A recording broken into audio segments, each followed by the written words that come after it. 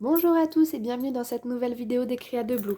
On se retrouve aujourd'hui non pas pour un tutoriel mais pour une vidéo qui va vous présenter un accessoire que je souhaitais découvrir avec vous.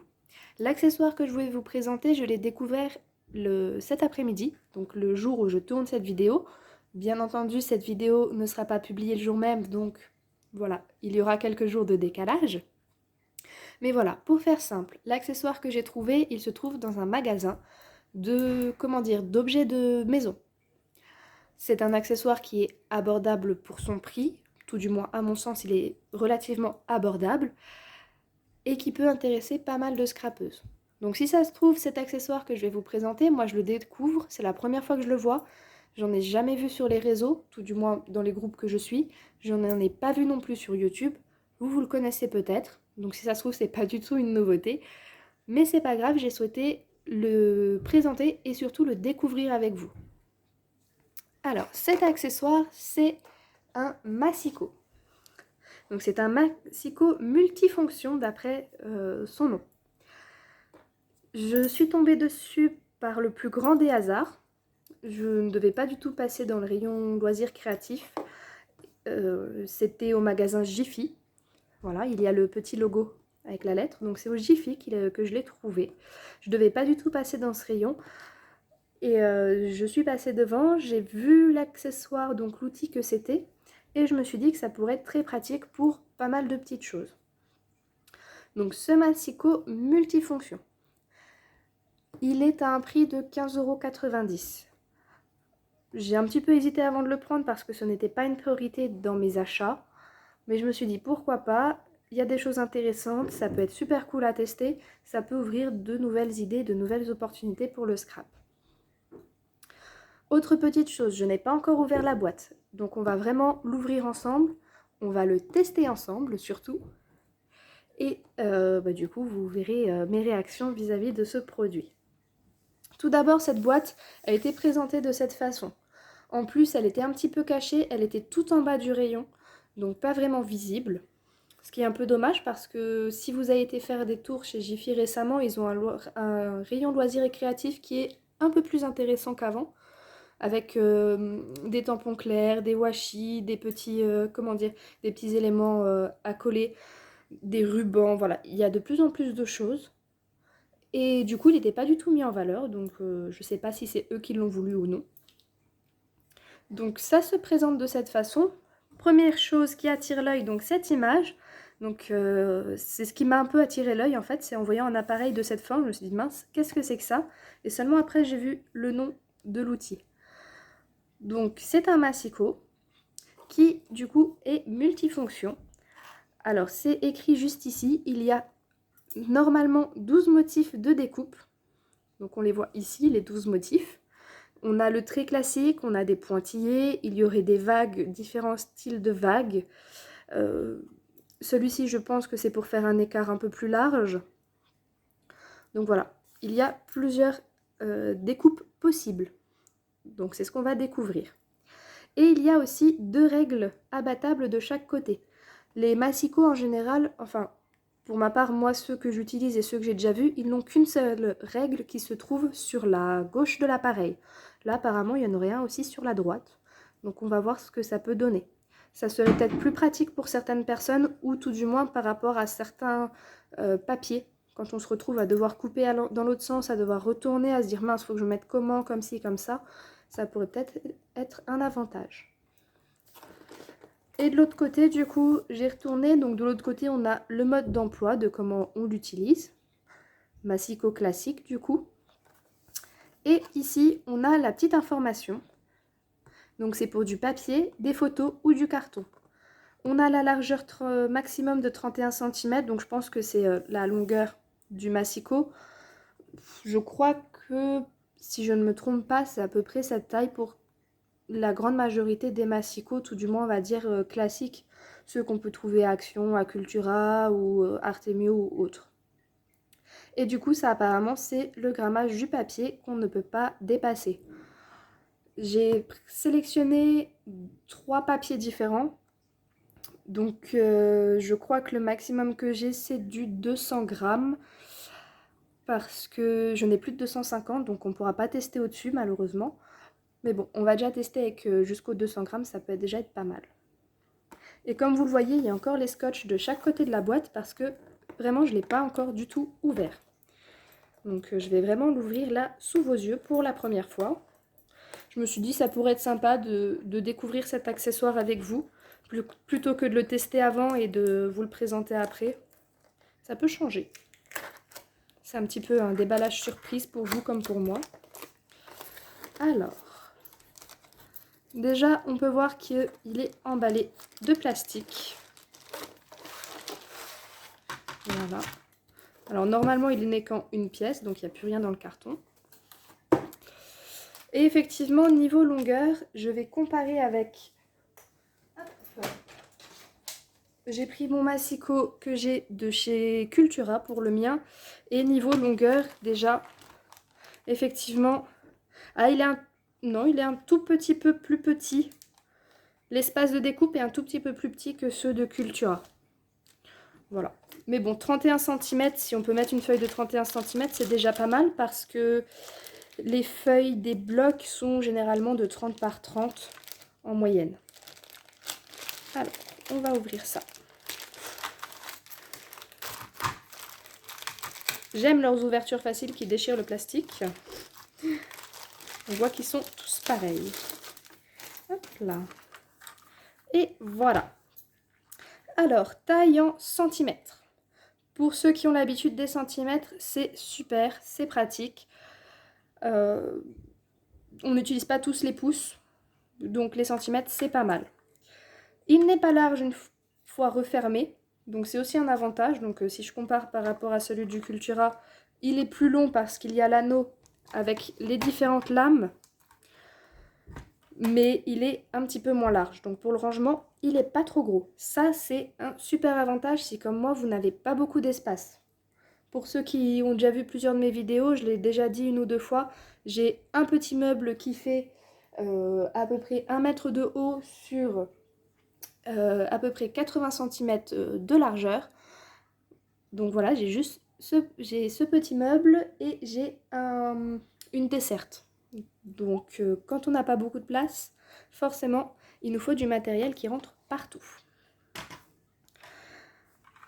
Alors, la règle au milieu, donc ça doit être la règle pour les mesures pour bloquer le papier. J'essaye de voir si elle s'ouvre. Je ne crois pas qu'elle s'ouvre. Donc non, elle n'a pas l'air de s'ouvrir. Ça par contre c'est un petit désavantage. On peut juste la soulever pour passer le papier. Ça c'est pas super pratique parce que moi j'aime bien le soulever pour pouvoir caler correctement mon papier. Bon, on verra, on fera avec. Au milieu on a une grande bande, je ne sais pas du tout à quoi elle sert, on n'a pas l'espace pour couper. Je suppose que c'est là où vont passer les cutters, les lames. Et donc de chaque côté, un petit peu dur à ouvrir, nous avons les deux règles. Alors elles sont un peu dures à ouvrir, mais voilà. Donc les deux règles en centimètres aussi. Donc j'essaie de vous montrer au plus proche parce que l'appareil est noir, donc on ne voit pas forcément très bien.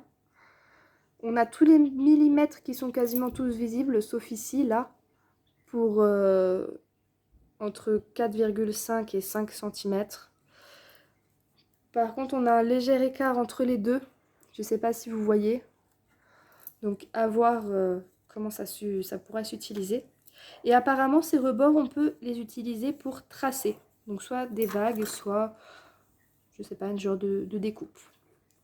Mais bon, comme ils l'ont dit, une règle de chaque côté. Donc, si jamais on a besoin d'être dans ce sens pour couper le papier, ça peut être pratique.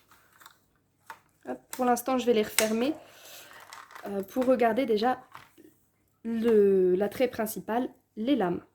Donc, voilà, c'est rotatif, ça tourne. On sélectionne donc la lame qu'on veut. Et apparemment, on a juste à la sortir.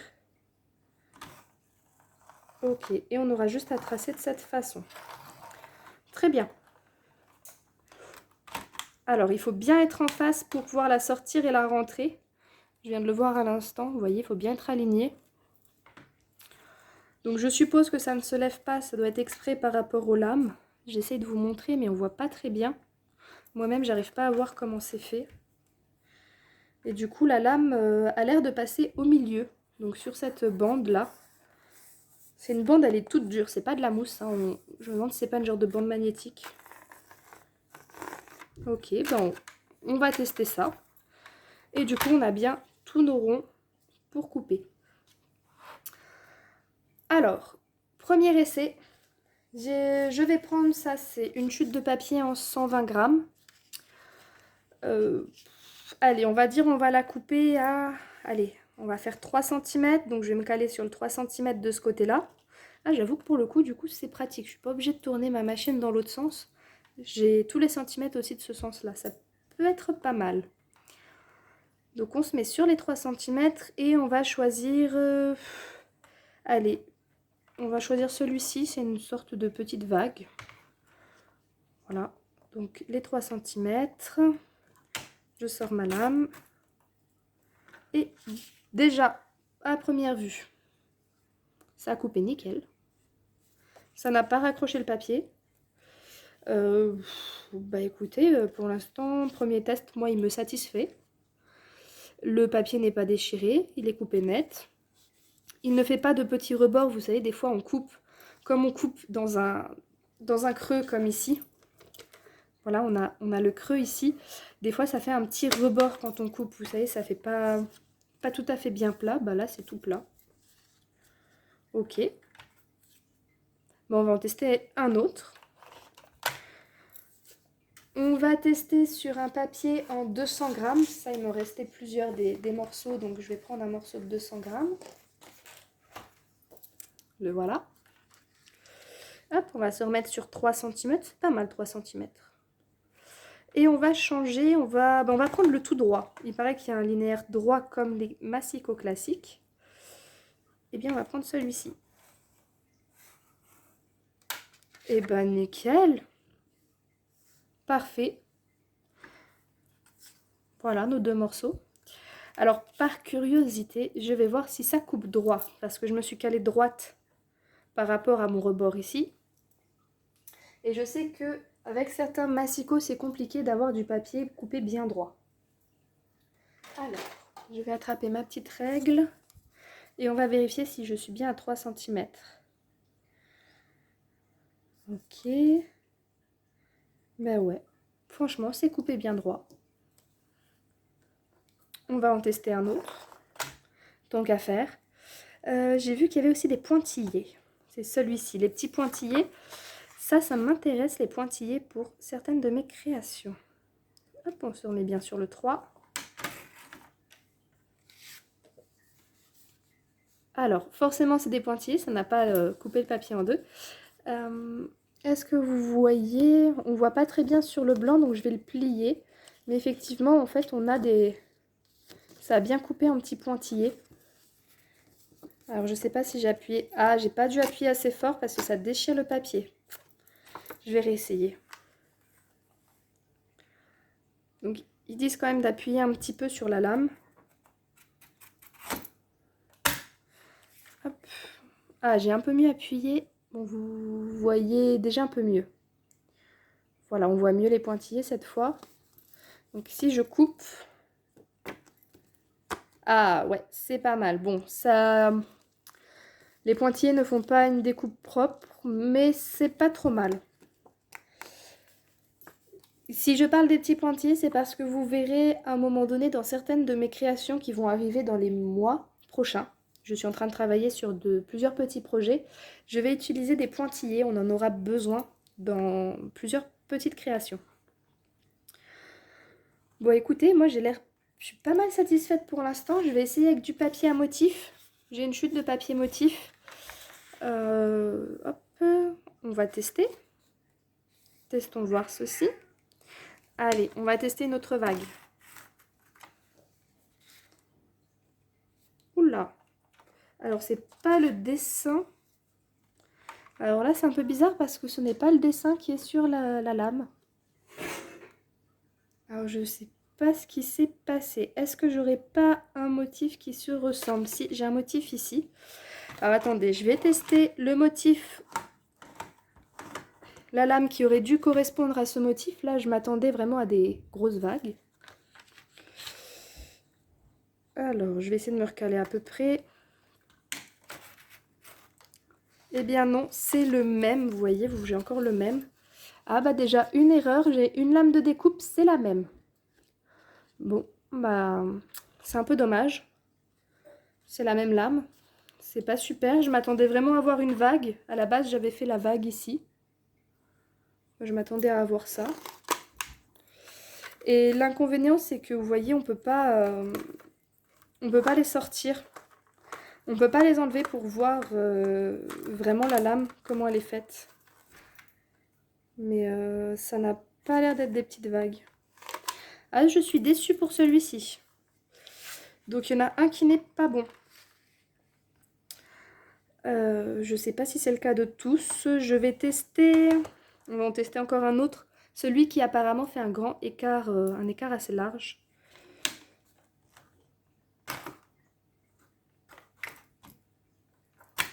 J'ai fait un aller-retour parce que j'ai pas... Ah, celui-ci. Ok, donc il m'a fait... On voit pas très bien, mais il y a 2 traits de coupe. Mais ça n'a pas coupé.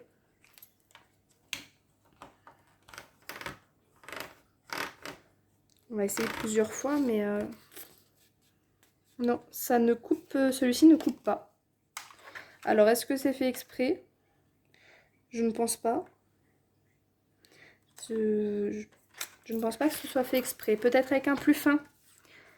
On va tester sur un papier plus fin. C'est peut-être trop épais déjà les papiers à motifs.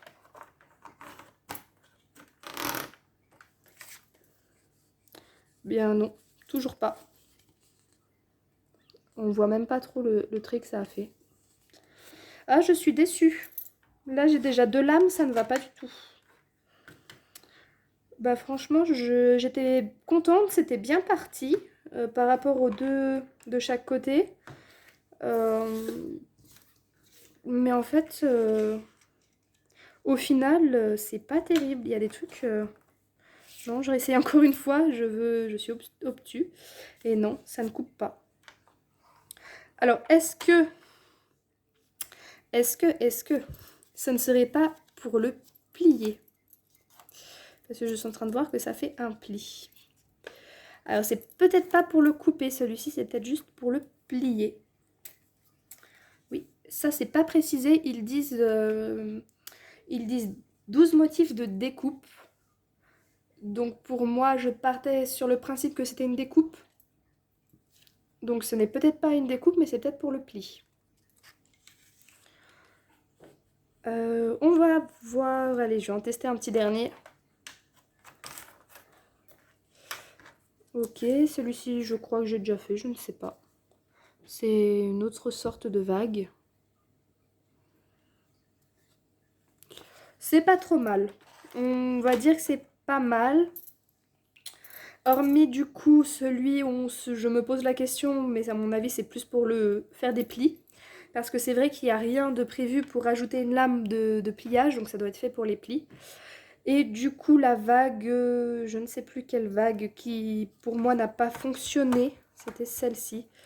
Je vais la tester sur le jaune, peut-être que le papier motif était trop épais. Ah non, c'est toujours pas le bon motif. Donc, hormis celle-ci pour l'instant, c'est pas trop mal. Franchement, ça m'a l'air quand même super. C'est un accessoire qui peut être utile. Alors, il peut être utile dans un sens, comment dire?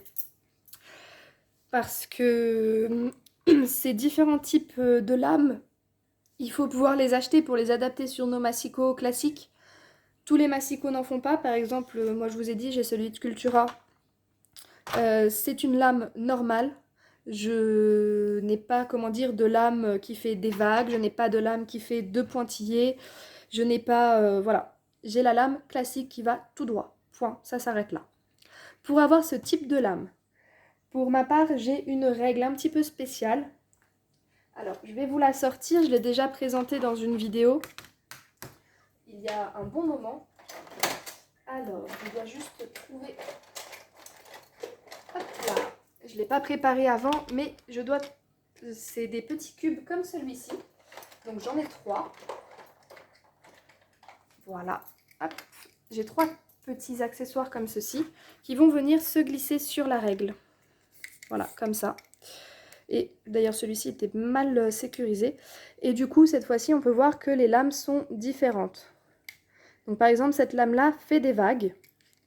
J'ai la lame qui coupe droit. Voilà. Et j'ai la lame qui va couper en pointillé. Donc voilà, j'ai cette règle où j'ai 3 types de lames qui s'adaptent dessus, mais il n'y en a que 3. Je n'en ai pas d'autres. Donc c'est un peu compliqué si on veut varier dans ces types de découpe. Et sinon, il existe les cutters rotatifs. Alors, le mien, hop là. Ah mince, je ne l'ai pas préparé non plus avant parce que je ne pensais pas vous le présenter. Donc les cutters rotatifs, ça ressemble à ceci. Le mien vient de chez Action. Donc je l'avais acheté à la base pour tester. Parce qu'il en existe de plein de marques différentes. Vous avez, moi je m'étais basée sinon sur une référence de Fiskars qui m'intéressait beaucoup. Chez Fiskars, vous aviez les lames qui sont courbes, qui sont pointillées, un petit peu comme toutes celles-ci. Voilà, il existait plein de lames comme celle-ci, mais elles ne s'adaptaient que sur un cutter rotatif. Donc je ne l'avais pas encore acheté parce que, comment dire, je n'en ai jamais utilisé avant ça. Donc je me suis dit, achète-en un, teste-le. Tu vois si c'est bien, si c'est pas bien, c'est pas la peine, tu n'achètes pas le Fiskars, c'est beaucoup plus cher, c'est un certain investissement quand même. Celui-ci, je l'ai payé moins de 2 €. Alors c'est sûr, la lame n'est peut-être pas top, elle coupe pas forcément très bien, mais moi c'était par rapport à la prise en main et du coup la manipulation. L'avantage de ces cutters rotatifs, c'est qu'on peut changer les lames et on a toute la lame pour couper. Contrairement à des massicots où une fois que la lame tout droit c'est foutu, ça ne marche plus. L'inconvénient de ces cutters rotatifs, c'est qu'il faut s'assurer de bien pouvoir rester droit. Moi, c'est pas mon cas. J'ai les mains qui peuvent trembler assez facilement. Je peux dévier très facilement à gauche ou à droite. Même en suivant une règle, je pourrais me louper. Et du coup, tomber sur ce genre de massicot au Jiffy, un massicot donc, qui présente plusieurs types de lames de coupe, qui va toujours tout droit, pour moi, je trouve que c'est un très bon avantage. C'est un très gros plus. Donc hormis la lame qui n'est pas la bonne dans une des 12, très sincèrement pour moi je pense que ça peut être un investissement intéressant pour toutes celles qui comme moi n'arrivent pas à manipuler ce genre de cutter rotatif. Autre avantage à mon sens, c'est qu'on a une règle de chaque côté. Personnellement, moi les massicots que j'ai vus et sur lesquels je m'étais renseigné les prix, j'ai pas forcément fait attention qu'il y avait une règle aussi à droite. À chaque fois, il me semble ne l'avoir vu que à gauche. Donc ça existe peut-être déjà. Mais voilà. Donc pour toutes celles qui me diront oui, mais on peut le mettre dans l'autre sens, on peut changer le papier de sens. C'est pas toujours évident de changer son papier de sens. Après, on peut vite se mélanger les pinceaux et faire des erreurs. Donc voilà. 12 lames. Le prix aussi. Donc on arrondit à 16 €. C'est pas très onéreux encore. Ça peut encore facilement s'acheter pour celles qui font du scrap. La taille. Facile, qui ne doit pas être trop compliqué à ranger parce qu'il n'est pas très large, juste un peu épais ici. Par contre, je note quand même des points négatifs. Les points négatifs, la règle au milieu ne se soulève pas.